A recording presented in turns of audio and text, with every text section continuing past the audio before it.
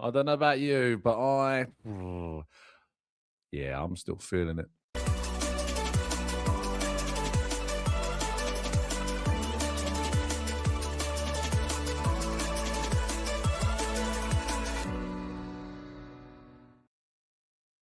Hello and welcome to the Gooner Talk, back again with you guys and girls for another episode of what is indeed the Arsenal news show. The Arsenal sad show is what it feels like at the moment. Yeah, certainly it is not ideal right now to be where we are. Welcome back.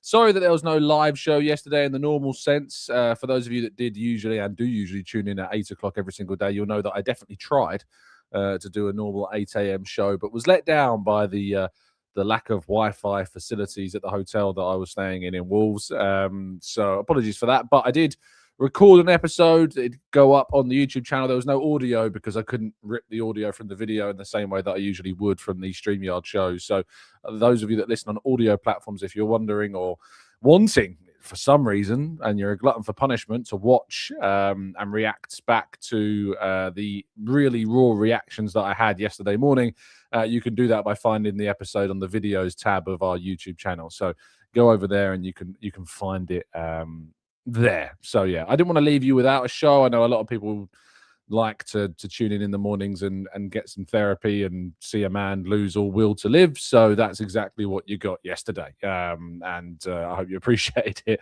Good morning to those of you joining us in the chat box. Yes, the ears are covered again.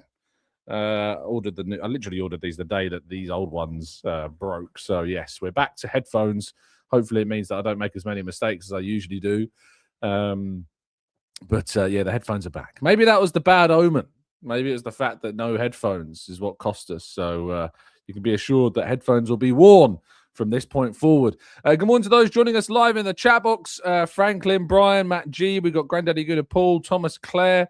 I quite like Claire's comment. It says, I was only angry for 10 minutes when they equalised and then it turned simply to hurt. I'm still hurting now for reasons too long to put into a YouTube comment. Paul, good morning to you, to Black Shine, to Martin, to Natty, Tom. We've got Paul and we've got plenty of Pauls in the chat box this morning. Martin, Glenn, thank you so much as always, all of you, for tuning in. Really appreciate you listening. And we've also got Sakalaka Boom Boom, who joins us as a brand new member. And we've got some Sakalaka Boom Boom news to talk about as well a little bit later on in the show. So make sure you stick around for that. Do drop a like on the video. Do subscribe to the channel if you're new around here with those notifications turned on so you never miss a show. Right, let's jump into today's stories, shall we? 24 hours later. Without a doubt, one of the most painful 24 hours as an Arsenal fan, I think, that we have had. It wasn't fun. It was pretty dreadful. In some ways, I kind of think that I appreciated just being able to talk in an insulated bubble in a way yesterday and just get everything that I thought out there without any swaying or influence. So that was kind of that was also a benefit, I think, to be able to do that, to be able to just sit there and say stuff, and that certainly helped. And I always stress the point about your mental health as well, and to look after yourselves as best you can during these really low moments. And yesterday was certainly probably the lowest moment so far of the season. And when you're thinking about what you could do or what's needed to change this, naturally, yes, winning your next game is the most important thing. But the fact that it is the North London derby up next, I think certainly helps. I think that is a game, if I could choose a game to give us the biggest boost. Naturally, it comes with an element of jeopardy because if things are to get worse, I mean, they are multiplied by a million when you do suffer a bad result against Spurs. But if there is a result that can galvanize a team, that can reinstill belief, it could be winning at your most bitter rivals. And with the state that Spurs have been in, they have a brand new head coach. Igor Tudor is in the seat for the interim period, at least until the end of the season. And it's his job to kind of just, steady the ship, if you like. Now, they've had a long time to prepare for this game. They will have 12 days between their last fixture and this one, while Arsenal would have played 3 matches between those games. So you can kind of balance up. Is it better to have the 12 days rest? Is it better to be more match sharp? I mean, we didn't look particularly sharp, did we, on Wednesday night? So, yeah, there's question marks about who will be the better prepared team, who will be in the best state of mind. Spurs are well rested. They've got a brand new coach coming in that gives them a bit of a boost as well. So it's a really difficult game to predict. And I'll get some of your thoughts in part two, as always. But I'm just feeling pretty down about Arsenal right now. It's not a great place to be if you are an Arsenal fan right now. There was some good news, and I say some, this is a story which is absolutely massive in the context of just itself. In isolation, this is a huge, huge, massive, positive, glorious, joyous story. That Bukayo Saka's contract has now been announced and that he has signed this deal with Arsenal that will keep him at the club until 2030, which is absolutely fantastic and brilliant. And I love it. It's great. But it's just come out at the worst possible time, hasn't it? It's just come out at the worst possible time, this story. And, we'd known this deal has been signed since January. So it's been in the works for a while. There was a sense that, the announcement was imminent. And there was a sense that maybe they might have delayed it until after the North London derby. But I guess with the mood as low as it was, if there's something that can get you up slightly, it's the announcement of a player that we absolutely need to keep at the club for the long term, signing a new deal. And I remember speaking, not even years, but months ago, when we were still talking about the idea is Saliba or is Saka going to sign these deals? Just put your mind back to a year ago, 2 years ago. We would have debates on the show, people suggesting that, players like Saliba and Saka, they're not going to want to stay in this project. They're not going to stay under this manager. They're not going to stay in this environment. These used to be the conversations that we would have.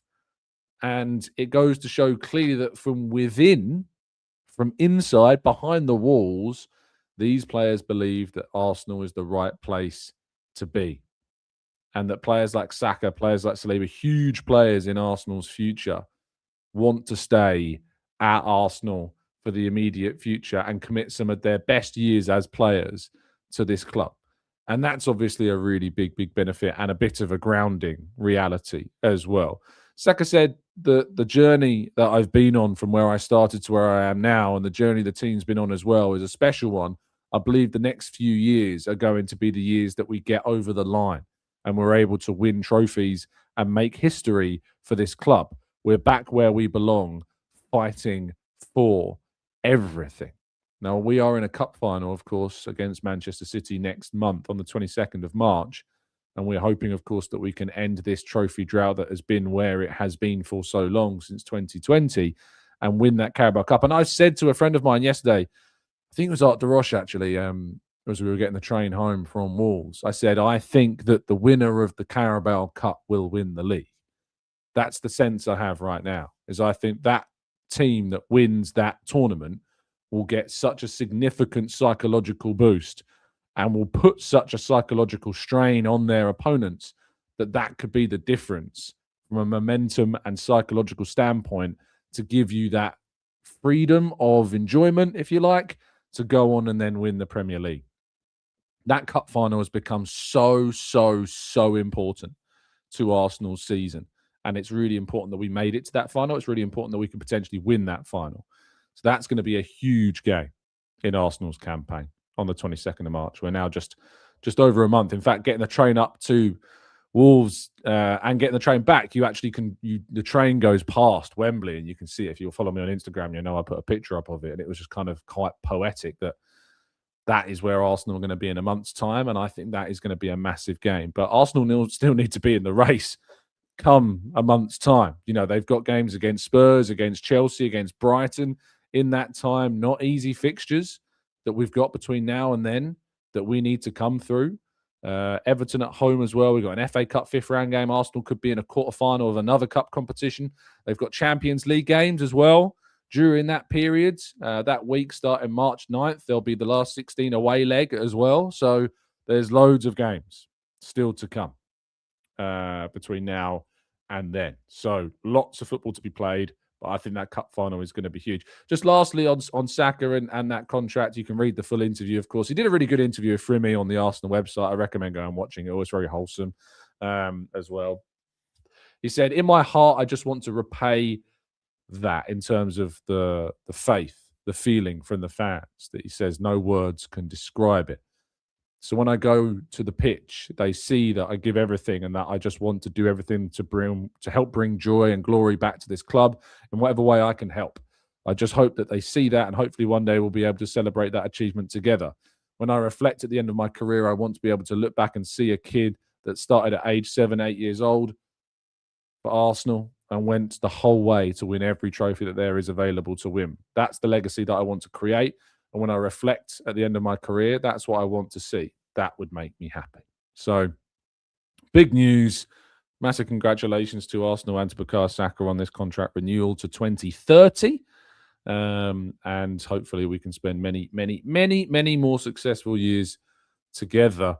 Mikel Arteta will be facing the media this afternoon. I'll be heading up to the Arsenal training centre to hear from the Arsenal boss and to get his reactions, more thoughts, more feelings, more fallout from that game against Wolves. And looking ahead, of course, to the game against Spurs on Sunday, where he'll be facing a brand new opponent in Igor Tudor. I don't think he's faced him before in any other competition. I might be wrong, but I don't think that he has. But yes, Mikel Arteta will be facing the press and facing questions. I imagine it'll be he tends to be quite good in these moments. These tend to be the better press conferences. We'll wait and see if this turns out to be one of those as well. But he does tend to be better in the press conferences after a difficult result. He's quite good at speaking in those moments. Not necessarily straight after the game, but certainly in the following press conference that goes ahead of the next fixture, it tends to be, just from experience, the ones where he speaks quite well. So I'm intrigued to see what he says in this presser and how he responds to it. Because, my goodness me, Arsenal need a response after the disappointment of this week, don't we? Now, if you don't want to ever be disappointed while you're surfing there abroad or maybe in a public Wi-Fi zone, then make sure that you give yourself the extra layer of protection by going to nordvpn.com/Gooner and getting yourself a significant discount off a 1 or a 2 year plan. By going to nordvpn.com/Gooner, you can go and get yourself that significant discount. 4 months extra thrown in free. And if you stay with the plan for more than 30 days, there might be something extra in there special for you too. Make sure you get the details, all of that, on the NordVPN website. It's an award-winning service that provides you the safety and security while surfing the net in a public Wi-Fi area, perhaps in a cafe or a hotel or a train station or somewhere. I was on the train yesterday home from Wolves using my VPN to make sure that nobody, while I was on the train Wi-Fi service, could sneak their way in and look at the data that I've got. I don't want that. Don't need that. Don't need that stress. So make sure that you, like me, protect yourself with VPNs, just like Nord. That's nordvpn.com/Gooner. Right, let's go to part 2, your questions and more, right after this.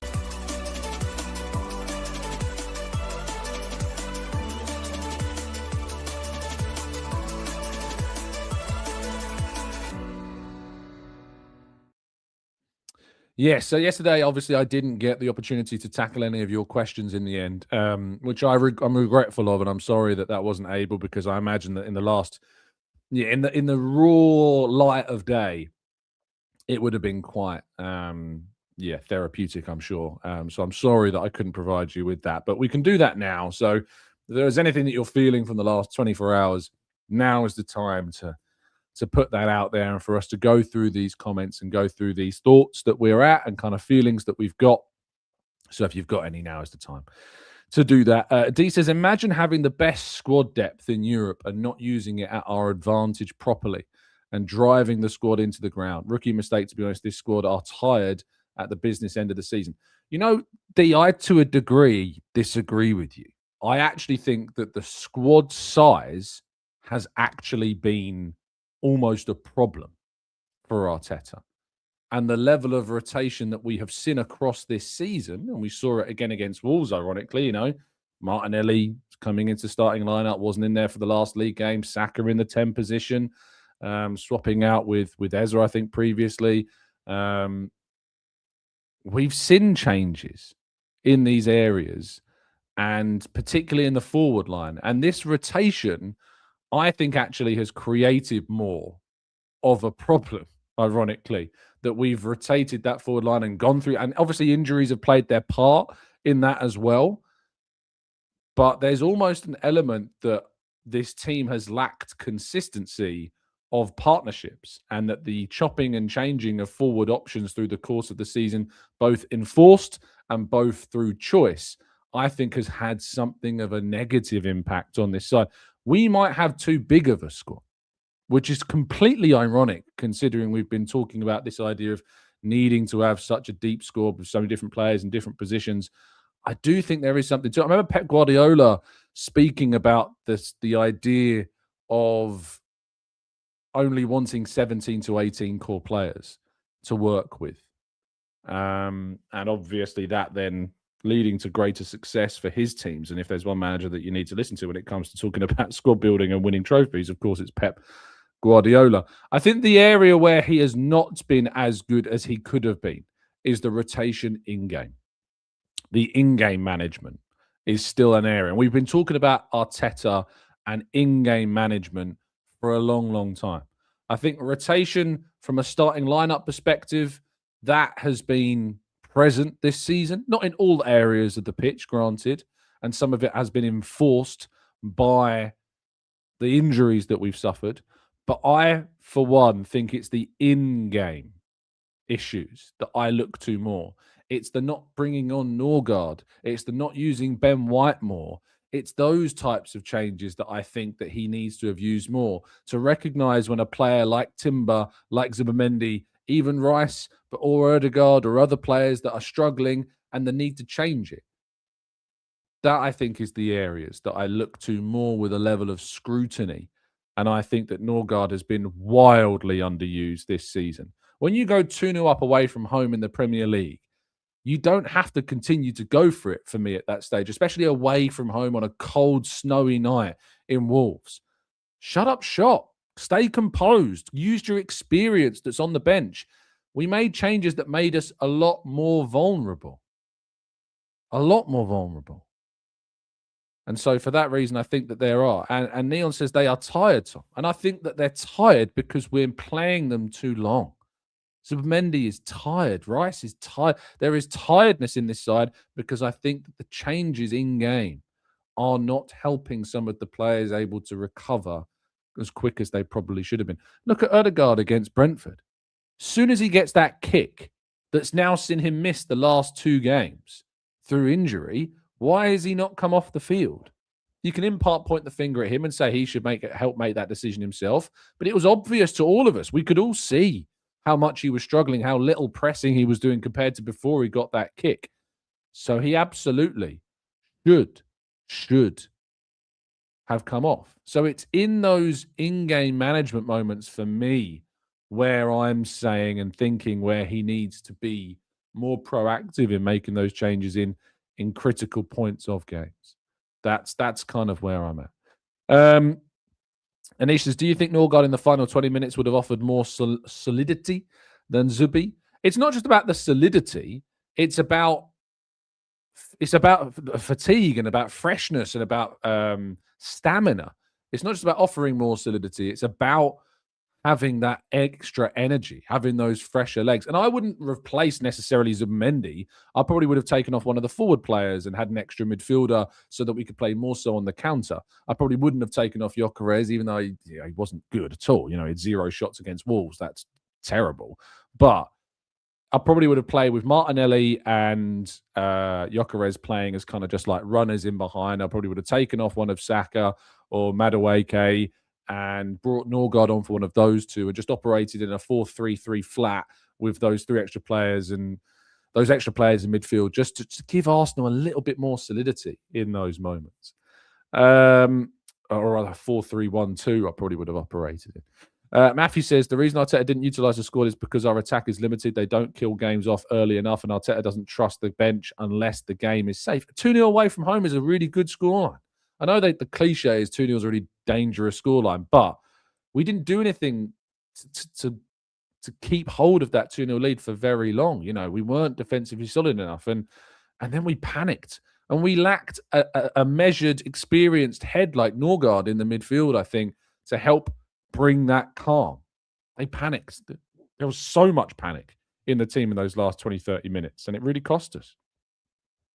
Avinash says, for me, it's really hard to blame Arteta for the momentary lapse of focus by the players, but the gaffer has failed to provide any solutions to the lethargic style, which has been persistent for weeks now. D says, everyone is envious of our squad size, and to not manage your squad properly is absolute criminal.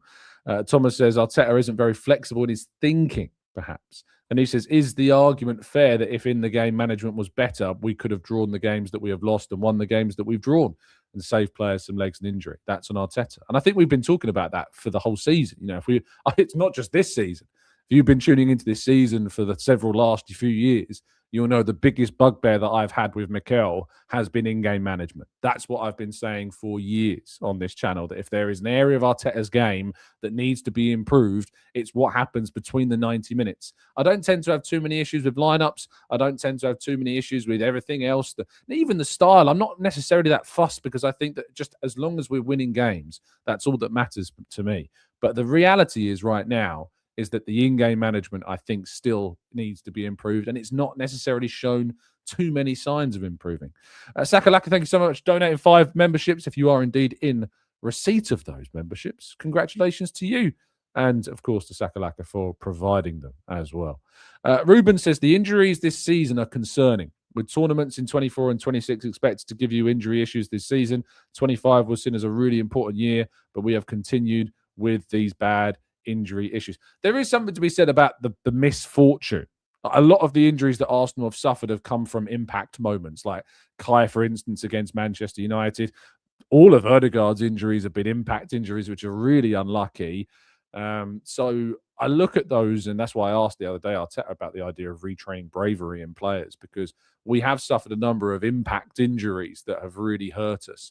And, you know, Mikel Marino, I mean, he's got a broken foot. I mean, it could be stress fracture, but we don't really have any kind of idea about it. But broken bone, we tend to think of it and associate that more with an impact situation, which could have happened during that Man United game. So it's very, very, very irritating that we've lost. I mean, Mikel Marino would have been so valuable in so many of these games for his experience, but also for his impact as well in matches. And we've missed him, no doubt about that. Chris says, yes, against Wolves, was there really a need to play Saliba and Gabriel? Mosquera maybe could have been an option. I don't think necessarily that's the area that I would have changed things in the starting lineup, but Mosquera could have come on to help see out the game. Like, you're 2-1 up going into the final 10 minutes, and we've still got a back 4. Like, other teams go to a back 5 and help to defend and give you and spread out the defense a bit more so you can close down those players trying to cross the ball more often. Why didn't we do that? You've got a player as good as Mosquera. I know Calafiori came on at the end, but that was only because Trossard got a concussion, and I don't even know if he's going to be available now for the weekend. So, again, I don't necessarily, I don't agree with how we closed out this game. Jean, thank you so much for the kind donation. Players feel the noise from fans. They're anxious, slip-ups in the past. The scapegoats hurt in so many ways. The players don't feel that they have the 12th man behind them. Our players are ready for trophies, but our fans aren't. You can't blame the fans here. I know I talk about the idea of fans not being ready for the title race, Sean. That's a kind of a separate thing. That's about how the meltdowns happen. That's about this idea that in December, in November, after a bad result, in September or August, you know, fans losing their heads in those moments. That's what I mean when I talk about some fans, not all fans, some fans not being ready for title races. But nothing that happens during the season here, you can point to the finger and say, oh, if the fans were 10%, 20% better, we'd be winning the league at a canter right now. You just can't point the finger at fans in that way. You just can't do that. You can talk about the issues around the environment. You can talk about wanting the atmosphere in the Emirates to be better. You can talk about and discuss the meltdowns, but at no point can you ever blame fans for where Arsenal end up. You can never blame fans for Arsenal not winning titles. You just can't do that, because that's not fair on them. And that really underplays and undersells and takes too much blame off of the players and the coaches involved in this team. Happy when drumming says, Tom, what's your take on the narrative of pushing Ødegaard should be playing through his minor injury? The narrative is players like Van Dijk and Rice would be. No, I think it's ridiculous, that narrative, mate, to be honest. he has the decision taken out of his hands by the medical staff anyway. They will basically be turning around and saying that he should not be playing. We can't moan about playing players into the ground and then turn around and say that there's a narrative that we should be playing players despite being injured. The irony of that is hilarious, absolutely hilarious. Union Shiva says, you say that you're just happy to win the games, but I think even if we had one at Wolves, there's still this uncertainty about the way that we play and the lack of confidence. Yeah, I think we went into that game against Wolves knowing that there was always a possibility that we weren't going to win that match, because we know that's been in so many games this season. It's this season. I'm just happy to win the games. As long as Arsenal win the league, I could not care less how they win it. We can talk about how Arsenal are winning games later. This season is just about getting it done, because it's about that mentality side of things. Once you've won that title, won that trophy, it can do so much good to you from a psychological standpoint. So that's why I'm just happy to win games this season. We can talk about the other elements later, but this season is just, for me, about winning. Izzy says, Tom, I've been thinking this for a while. Putting in an extra midfielder gives us more control when we're winning, and I want us to close out a game. I've noticed that he has stopped doing this. Nifty Legend says, I have no idea how the fans are being blamed for how the players are playing. If they were playing better, then the fans would be more behind them. You can't blame fans for where we are. You just can't. John says, can we please talk about how our time wasting has killed us in the last 2 games? I'm so bored of it now. Our games for the last 3 months are boring. Attack has been poor. I'm talking about in the league.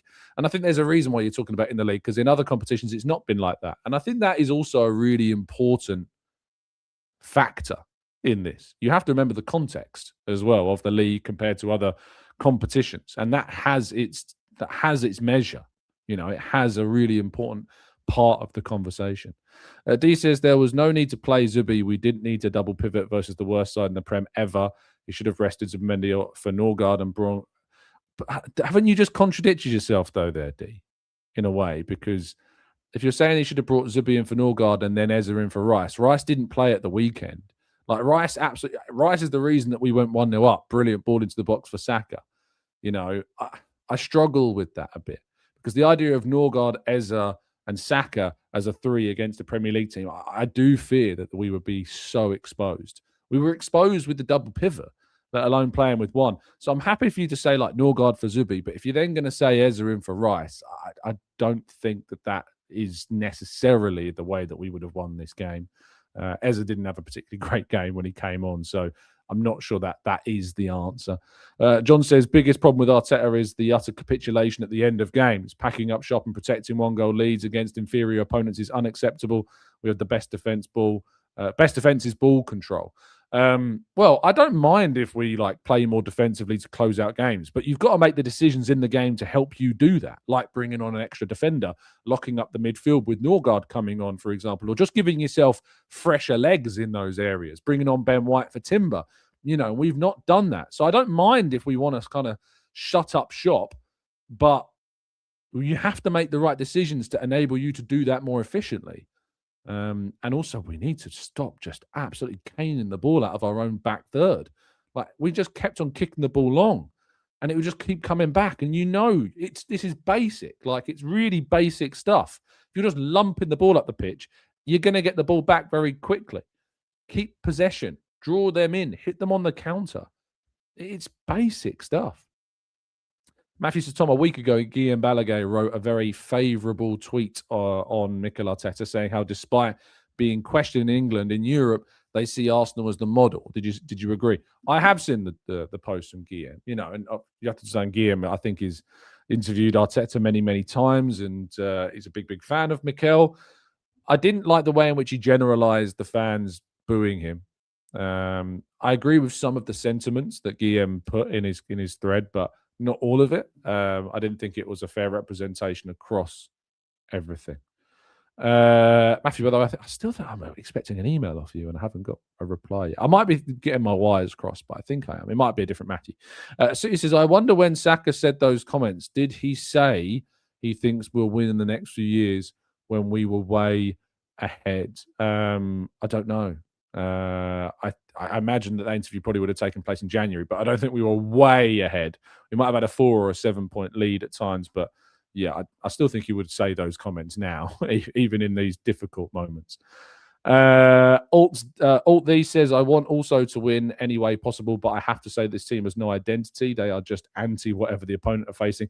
Again, I don't agree with that. I think if you watch us in Europe, if you watch in the cup competitions, that's clearly not the case. The Premier League is a different beast. The Premier League, the way that teams are setting up against us, it's very indicative. It changes everything. Games become almost wars and battles. Arsenal are everybody's cup final right now. Everybody wants to beat Arsenal, and you have to combat that in the best way possible with the players that you have available as well. Dice says, what's the Opta percentage now for Arsenal winning the Premier League? Let's have a look, shall we? Premier League predicted. Arsenal now have a 79.95% chance. As of before Brentford, it was 93. It's now 79. It's gone down by about 13, 14%. City is 16% still. So, it's still overwhelmingly in Arsenal's favour, but it's dropped considerably in the last 2 weeks. Soups is complaining that Ødegaard shouldn't be in the starting 11 and then complaining that he should be playing while he's injured. Shake my head. I know. So it is ironic, isn't it? Northbound Pod says we have to hope that this kick up the arse is what the team needs. Was happy to hear the raised voices in the changing room in a perverse way. A big game like NLD should be sharpening the focus. Apparently it was bedlam. It was really, people were not happy at full time. People will moan at Gabriel Jesus pushing Mosquera and the mentality of doing that. I don't necessarily. It shows that there is fight there, but I'd rather see it during the 90 minutes. But they clearly care. There's no one who can accuse them of not caring, that's for sure. Ishan says, Tom, despite the draw of Wolves, are we winning the league? Glad that finally you are supporting fans. Why did we draw? I've always supported fans, mate. I don't know what that's about. So at no point have I ever not supported fans. Valeris is definitely still angry, but we've got a North London derby coming up, and if the team can't get themselves up for that, when can they? Beat Spurs convincingly, and I may feel that it's game on again. Let's see. Ruben says, what's crazy is that we got blamed for time wasting when Bueno clotheslined Trossard. He only took so long because, like all footballers, he wanted to stay on the play despite clearly not being able. Yeah, the Trossard incident was disgusting, by the way. If you haven't seen the video of Bueno going into him, it is a horrible challenge. And I really wish players would be retrospectively punished for purposefully trying to hurt players. It should be a red card offence, in my opinion. It's ridiculous. It's absolutely ridiculous. John says, with a 1-goal lead, anything can happen, even with a great defence. So shut up shop with a 2-goal lead, not one. That's what we said. Go 2 up, start to consolidate. Start to consolidate with that 2-goal lead, not one. Trying to consolidate a 1-goal lead is too risky. Far, far, far too risky. Eva says it's how that you shut up the shop. If you keep the ball confidently, nothing happens. If you invite pressure, then something will almost certainly happen. Don't you remember, we went on this mad clean sheet record. We weren't even conceding shots on target. Where has that gone? It's disappeared. Where has that whole period gone? Kobe says, good evening, Tom. Must be joining us from elsewhere in the world. Seeing a struggle to decide on our corner routines at the end of the game was concerning. We ended up playing short instead of playing to our strengths. Are we too system-based? Every team has a system, has a philosophy that they follow, but we almost abandoned that in the last 10 minutes, and abandoning our system of playing out and staying composed cost us. So almost abandoning the system at the end is what proved very costly. Reb says, you are right about them kicking the ball long. It is frustrating, and I've noticed that we start to do it more in games that we play without a break. Perhaps it's a training issue. I don't think it's a training issue about kicking it long. It's a mentality issue in the game. It's an emotional fragility issue in the game that you panic and you start to just boot the clear long. That's not what they're doing on the training pitch. Bailey says, perhaps he should have signed a new contract and said, I don't need more money, because honestly, he's not showing. Yeah, that doesn't happen. Anyone making the argument that Saka shouldn't have improved his wages? I'm sorry, you're living on a different planet. Signature says, any perspective for equalising goals from Wolves via the rarest mistake from the best keeper and the best defender in the world? Look, at the end of the day, the goals that we conceded are madness. See, there's a low XG chance, but Hincapié has to come and shut that shot down quicker, in my opinion. And then, I don't know why Raya's competing with Gabby for a free header. Gabby's got a free header to clear the ball. Let the best aerial player in the league clear the ball. It really is as simple as that. And if there's a shout, I'm sorry, there's not 1 second that I feel as though that if there is a shout, Gabby is going to nick that off Raya's head. If he hears the shout of his goalkeeper, he's leaving it. The connection that they've got is clear. So I'm sorry, it's on Raya for me. I just don't agree with the argument to the contrary. Helicopter says, to be honest, I don't know what an overreaction is or an underreaction of what happened against Wolves. Yeah, I don't either. I have a lot of sympathy for people who have got doubts, that are wavering, that have gone. I have sympathy for those people. I really do. I don't believe in the whole it's over. I don't think you can look at the table with 5 points ahead of City and turn around and say it's over. That'd be silly. But if you suddenly have kind of tipped into the scale of I'm not sure that we'll do it, I absolutely empathise with that position at this point. Finley says, why are we behaving like we are 5 points behind a fantastic City side? We're ignoring how poor City have been and how many games are left. We just need to pull ourselves together. And that is the hope. It's the hope, the optimism that still remains, the context. If this was City 2 years ago, title's done. Make no bones about that. And that's the context of the league as well. I don't think the league is as bad as people are making it out to be.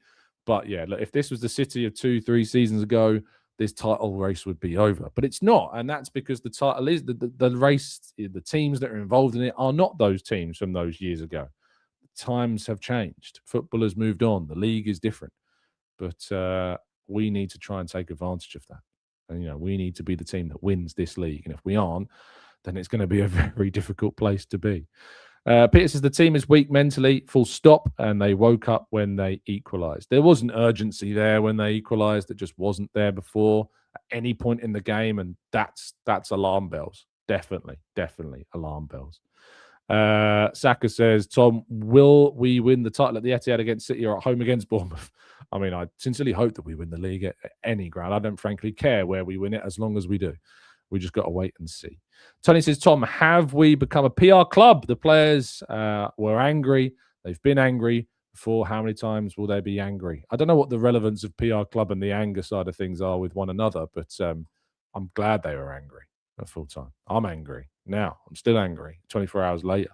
So, yeah, I don't know what the relevance with the PR thing is, but I'm glad they're angry. I absolutely am glad.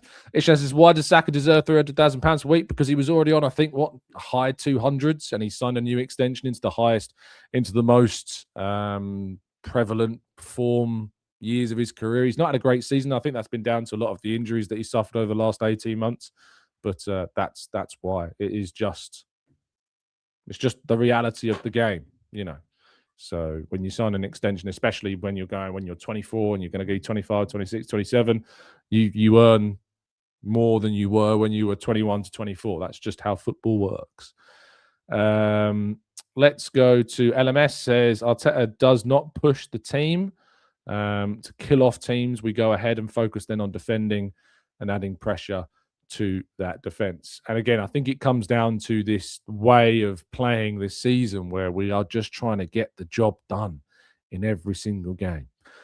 Jack says, we need to improve our transitional players. It's currently shockingly bad, and it consistently invites pressure when trying to close out games as teams aren't worried about what's to come back at them. Yeah, I mean, and that's why I thought we signed Eze. Eze was so good in transition against any team when he was playing for Palace, but he's just not. He's just not been that good for us, unfortunately. He was lively in the first few minutes of the game, but again, was really poor. At the end of the day, £170 million on Gyökeres as Madueke, has not returned that investment. We have not seen a return on that investment from those players yet, and we need more from them. It's not controversial that we need more from those players. 0 shots from your striker against Wolves is just not good enough. Losing the ball 5 times from 11 touches is not good enough. We need more from these players. Eze was, as I said, lively when he came on, but offered pretty little beyond that. Madueke could get past a man, but the final ball, final decision, not good enough. We need more from these players that we brought in to help us this season.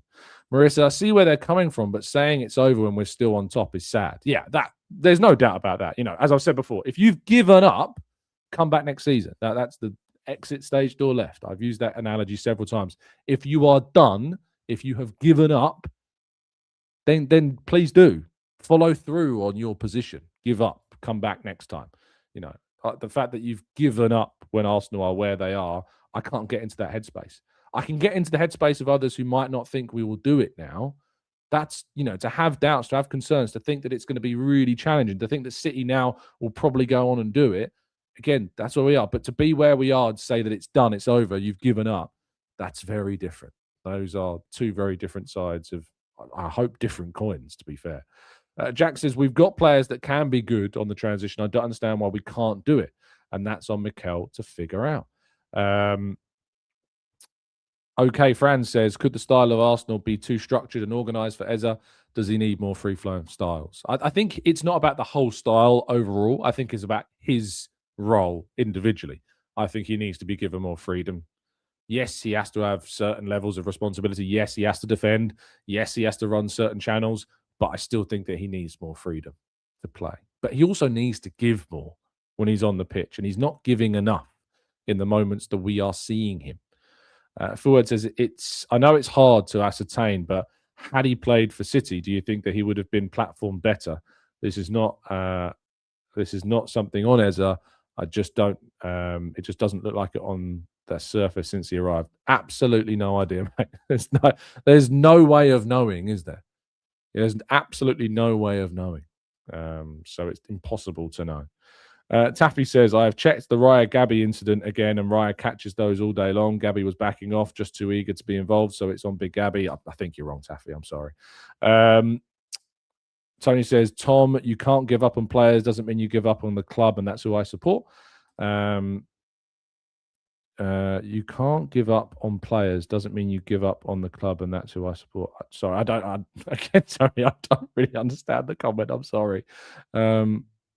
Eshan says, which team pays Saka 300 grand? I mean, all of the teams that are paying the big wages, every single one of them.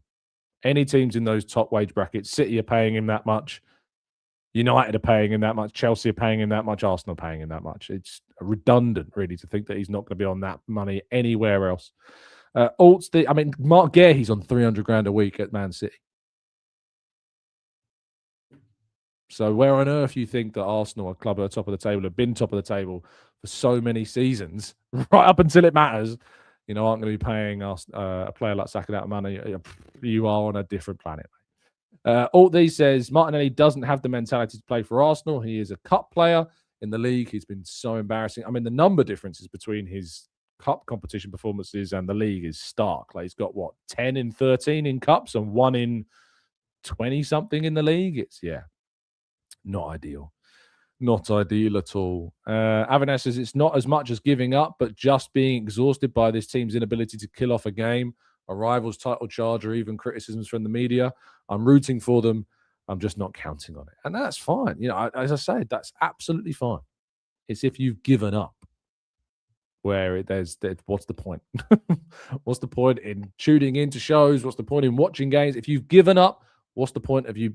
There's no point of the existence of a fan that has given up. 0 point to it, because it goes against the intrinsic value of what a supporter is. Union says, even if we don't win the league, I think it's more important that we see this team play their game with aggression, confidence, and do their absolute best. And this way we can hold our heads up high no matter what. Well, let's see where we are, at the start of this, at the end of the season, what we have won, if anything, and where and how that has happened. AJ says, Tom, if we lose to Spurs or draw to Spurs, do you think it's over? I think if we don't win against Spurs, the likelihood of Arsenal winning the league is very low. It's going to be very, very, very difficult, I think, if you don't get this win this weekend. Just because there's so many factors around it, isn't there? The idea of momentum, the idea of picking yourself up, the idea of giving the incentive to City. I think if Arsenal don't win this weekend, it's going to be very difficult. Very, very, very difficult. Far from impossible, but very, very difficult to do. Neon says, agree to some extent, but the strategy and tactics aren't the same. Strategy is playing to our strengths across the race as a whole, while tactics vary from match to match. Exactly. Like, tactics are a game-by-game thing. Philosophy and style are one thing. Tactics is a game-by-game thing. That's the difference between tactics and philosophy. Barry says there will be more twists and turns. City will drop points on Saturday. And if we beat Spurs, the narrative changes again. Get behind the team. We have the quality in the squad to win the league. Vichechu says, why are we criticising Saka's contract other than we had a bad game? I mean, he was probably our best player against Wolves, ironically. Some people just like to criticise other things. Mr. Sutcliffe says, any other big club would have sacked Arteta by now? I don't. I mean, could you give me an example? Just can you give me an example of a club that have done what Arsenal have done over these last 4 years in terms of being at the top, finishing second in the table, and who sacked their coach? Just one example of a team that sacked their coach doing what Arsenal have done over these last 3 seasons, and then I'll believe you. But I don't know if there is an example of that. But if you've got an example, let me know. Finley says people just like scapegoating players, and now Saka is apparently an issue. I don't think Saka is the scapegoat. I still think Odegaard's become and still is the scapegoat right now. But the comments around like Saka's contract are laughable. Jimmy says yesterday's comments on Arteta are just pathetic. Who the fans will hire to have a bigger hope of winning the Premier League. It always happens, though.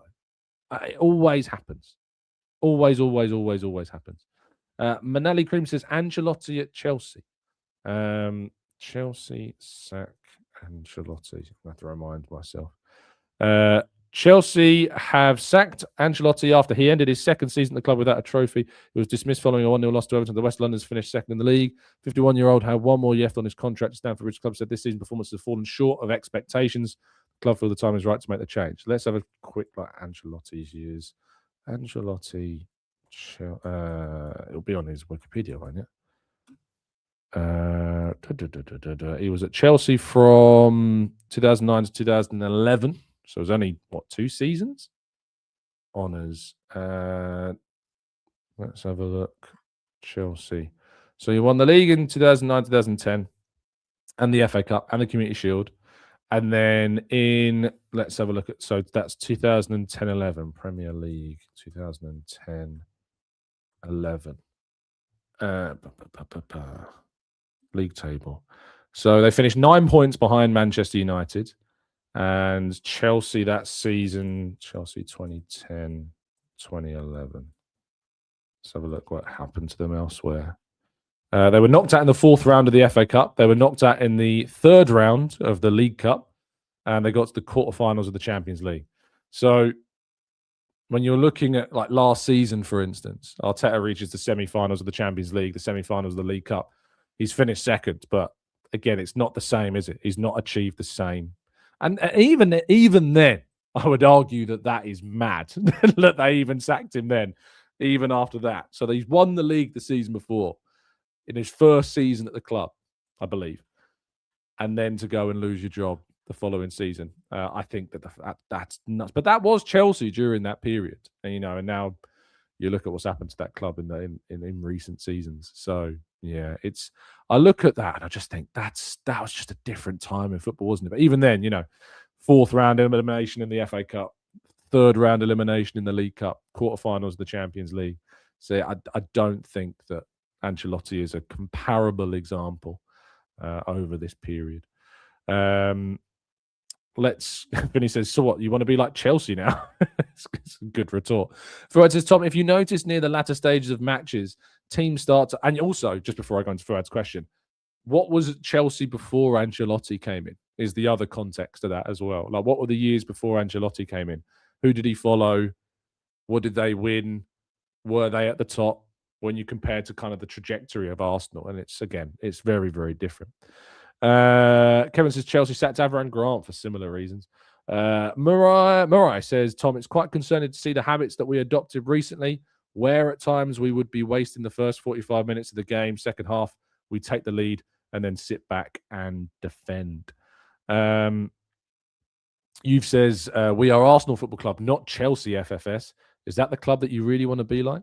Arteta out says standards are high. I always find it weird when people name their YouTube accounts. I mean, that's someone who's got, and remember, YouTube changed kind of the whole algorithms so that it's no longer like your YouTube name. Like, you can change your YouTube name, but what you select your @ on on YouTube to be is a choice of like committing to that no matter what.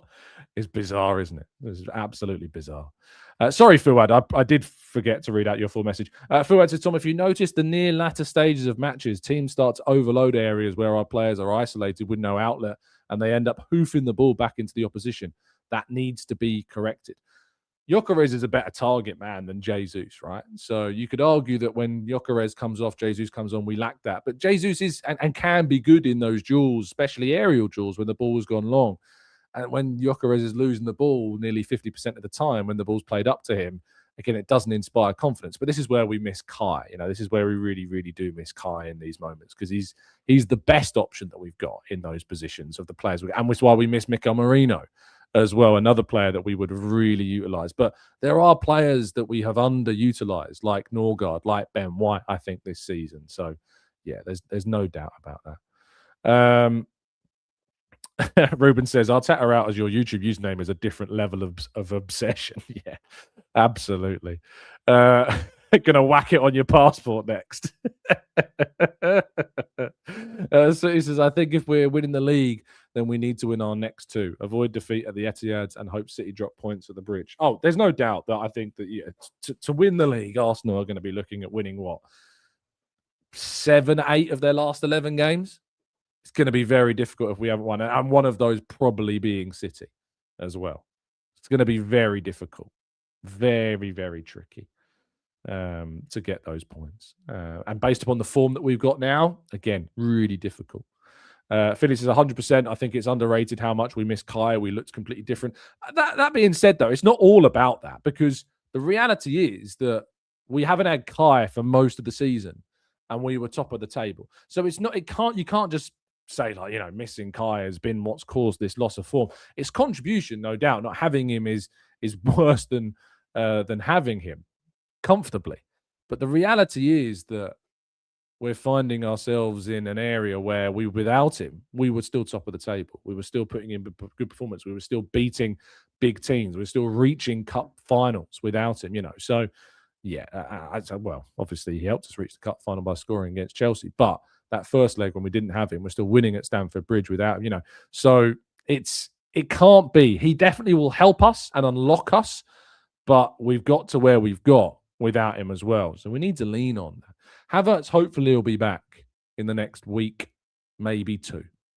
I'd probably lean on 2, but I don't want him to be rushed. I fear that he gets rushed back when he's not 100% ready and then we lose him again. And I just don't want him to be rushed back. If you've got a hamstring injury, that needs to be protected. You can't jump when it is. Arteta says you'll be laughing when he bottles it again, and I'm proven right. I'll be laughing. Why would I be laughing why would I be laughing if we didn't win the league? How bizarre. Happy When Drumming says Arteta isn't perfect and current league form is troubling, but I am baffled at calls for Arteta to be gone. 2 of the league's 8-0s in the 2 of the league, top of the league, sorry. I need to work out some autocorrects. Top of the league, 8 wins from 8 in the Champions League, final of the League Cup, and into the final 16 of the FA Cup as well. So, yeah. The broader context is it's nowhere near as bad as what people make it out to be. It just feels rubbish right now after what we've gone through and what's happened. Nick says, talking about sacking Arteta is moronic. Who would you replace him with? If we finish trophyless, then maybe there's a conversation to be had, but everything else at this point is just ridiculous. Nanakov says, Tom, if we don't win the league, Arteta must be made to go. If not, the negativity will cause Arsenal to slip down to 4th or 5th. I mean, people have been saying that for years, to be fair. People said that after the 23-24 season, after 24-25 season, after 22-23, 23-24, 24-25. They've said it after every year, and Arsenal have only continued to be competitive. So I don't believe that for a second. D says the parallels between Arteta and Southgate are uncanny at the moment. Oh, no. No, they're really not, D. They're really, really not. And the reason why they're not similar at all is because when you look at what Southgate had and where he was and the oppositions and the points and the people that knocked us out, I'm sorry, but no, that is a terrible comparison. Knocked out by Croatia in a World Cup semi-final, losing to, in my opinion, an inferior Spain side. And I love Spanish football. I love Spain. I love all of it. But losing that final with the wealth of talent and quality that you had compared to them, no. That comparison is awful. I'm sorry, but it really, really is. It's a terrible comparison. And he says, if I'd woken up from a coma after a year since the twilight of the previous seasons, I'd say we were in an incredible position. Ishan says, what's the expectation next season? Ask me next season, mate. I hate this kind of like idea of looking beyond where we are now. Let's get to the end of the season. Let's see what happens this season. Let's see what goes on. We wait and see what happens first. So that's what, because otherwise we don't know what's led to that point. We don't know what's got us there. So you've got to wait until the end of the season. Chris says, as Tom mentioned it before, lots of clubs have spent hundreds of millions over the last 2 transfer windows, and there is only one league title to be won. The only thing is, Arteta has been given a lot of time, and that's why the expectation is so high. Mr. Sutcliffe says, trust the process. Exactly. He's finally coming round. Ruben says, I have to disagree, Tom. I think Spain were the best team in the tournament and deserved to win. They were the better team. Overall, when you look at their performances, deserving to win and should winning are obviously different things. That's what I'm talking about here. Luke says 2 Premier League wins in 7 is not title-winning form by any means. Hope that we win it. But if we throw away the league again after being 7 points clear, then questions will be asked. Frank says all this Arteta out of thing. Just want the man to be failed by all means so they can be proven right. And you wonder why other fans don't like Arsenal supporters. Jake says, when Emery left, did people think that we would replace him with Arteta? People need to stop this mentality about who could be replacing with that person. I think it's more about the fact that you need to make sure that you replace. If you're going to get rid of your coach, there has to be a succession plan. And so but when you say people need to stop the mentality about who could be replaced with, no, you don't stop that mentality, because otherwise you're making a stupid decision. If you're making a decision to cut ties without having a succession plan, that's such poor mentality, terrible mentality. D says, you're allowed your opinion, Tom. It's almost like you're stating the obvious, D. Sida says, I'm coming around to the idea of sacking him. I still think he can win, but it's concerning how he keeps making the same mistakes. Arteta says, surely everyone is entitled to their opinion. Shutting someone down like that is TalkSport vibes. Maybe a career change may suit you. Ironically, from the person with Arteta in their handle. I can shut down an opinion if I don't agree with it, mate. That's literally how. I'm not saying they're not entitled to their opinion if I shut it down. That's the mistake that you're making, is that you can shut an opinion down because it's your opinion that it's wrong. You're confusing what a debate actually is or what a discussion around topics actually are. If I want to shut an opinion down because I don't agree with it, that's just my opinion. That's me disagreeing. That's literally what the debate is. AJ says, Tom, hypothetically, if someone of the ilk of Luis Enrique was available in the summer and Mikel failed to win anything, would you consider it? The only manager I see right now as a valid succession plan to Arteta would be Luis Enrique at the moment, but I don't know if that's going to be viable. We don't know if the reality was open to that yet. So I guess we'll have to wait and see. But Luis Enrique is the only manager I see really as somebody that I could see as a potential successor in the future. Some people say Fabregas, but I would need a lot more from Fabregas to do that. Anyway, like, I find the managerial conversation baffling anyway. Like, you've got to wait till the season's over. You have to wait until we see what's actually done. So that's it. Jake says, did you see Arteta as a viable succession to Emery? Yes. Emery made Arsenal worse. Emery was one of the worst things. Ironic. In some ways, it might have been one of the best things because it led to what happened afterwards. So you can look at it ironic in that way. But Emery was like a horrendous decision to a point. Like, Emery caused one of the worst periods at Arsenal. European final where we got embarrassed is the only thing really that he's got kind of hanging. But he chucked the league and qualification for the Champions League, which could have transformed Arsenal earlier, transformed Arsenal's fortunes by getting qualification to the Champions League, to chase the Europa League final and then lose in the most embarrassing way possible. So, yeah, Emery was a horrible, horrible time. Horrible, horrible time. John says, if Arteta went tomorrow, City would take him. The ironic thing is if City lose Guardiola and Arsenal said, no, we're done with Arteta, City would snap him up. Would snap him up in a second. Luke says, the cup final against City could be the game changer, in my opinion. If we beat them, then we might have the confidence. Yeah, it's what I said earlier. I absolutely agree with you. 100%. Saka like a boom boom says Arsenal won't let Mikel go even if we don't win any silverware this season. I don't think they will. Also says Emery went 22 games unbeaten. It's amazing what excuses people are willing to make for somebody, aren't it? But they're not willing to make anywhere close to that for anybody else. Right. It's been an hour now. Thank you so much for listening. Really appreciate your time. I hope you have an absolutely fantastic Friday. I'll be back with you, of course, tomorrow morning. We'll be breaking down that Mikel Arteta press conference. Looking forward, of course, to further improvements. We hope, we pray, ahead of a huge North London derby on Sunday. It'll be my first time in that stadium. Never been there before. So I'm curious to see what all the hype is about. But yeah, I'm looking forward to it. Thank you so much, as always, for tuning in. Drop a like on the video. Subscribe to the channel if you're new. Those notifications turned on so you never miss a show. Stay safe, stay well, stay happy and respectful. And as always, up the Arsenal.